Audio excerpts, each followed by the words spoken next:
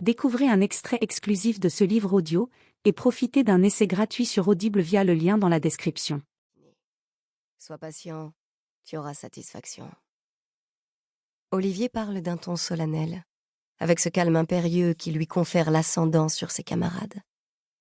Un calme dont elle connaît les failles.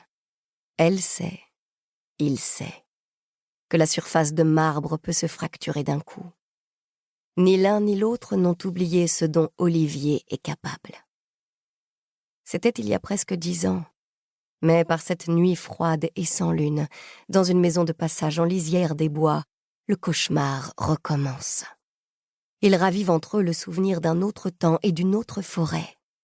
Elle tremble, les poings perdus dans les replis de sa robe bleue. Elle a le sentiment d'assister à la scène plus que de la vivre. Comme si elle leur abandonnait déjà ce corps chiffon, ce corps matière, tandis que son esprit, hors de portée, reprend sa course folle. S'enfuir. Par tous les moyens, ils vont la tuer. Derrière Charles d'Artagnan, entre à présent Isaac, colossal, et Henri, dont les manières et la mise cachent un ennemi redoutable. Ils sont suivis de cet Anglais exécrable, Percy de Winter, ce prétendu lord qui l'a séquestré des jours durant. Ce fou vindicatif à qui elle vient d'échapper après avoir puisé au plus profond de ses ressources, de son intelligence, de sa volonté. S'enfuir. Mais apparaît un homme dont le visage est dissimulé sous la capuche de son long manteau rouge. Puis les domestiques qui rejoignent leur maître. Elle les compte. 4 serviteurs. Eux aussi bloquant les ouvertures.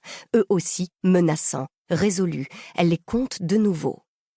Ils sont 10, et elle est seule. 10 soldats rompus à l'art de la guerre. Contre leurs flancs, le fourreau des épées dont ils vont la transpercer.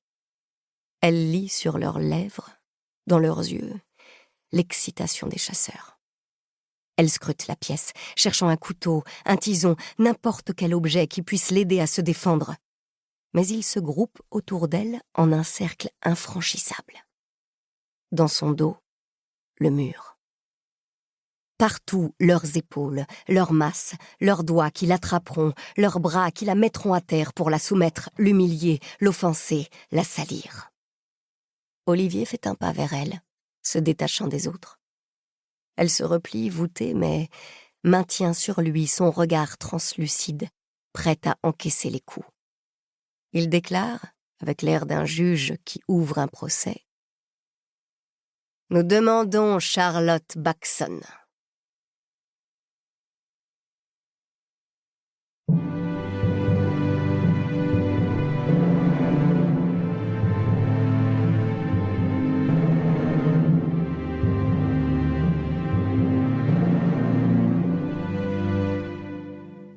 Le jugement.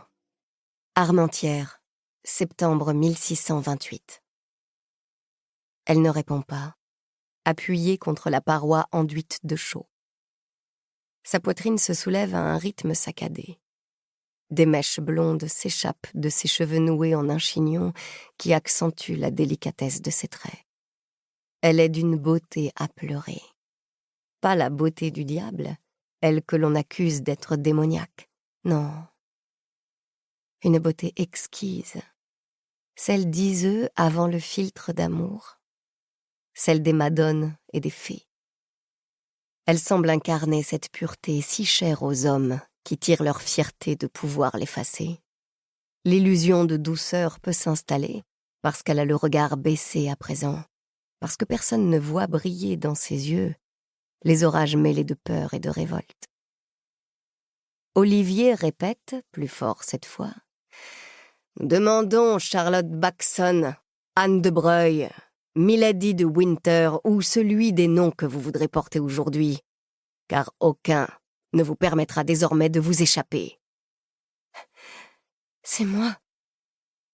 Tu sais que c'est moi, » murmure-t-elle. Un silence se pose en même temps que le regard d'Olivier sur elle, plein d'un mépris qui lui broie le cœur. « Nous voulons te juger pour tes crimes, » annonce-t-il. « Tu seras libre de te défendre si tu le peux. Charles, c'est à toi d'accuser le premier.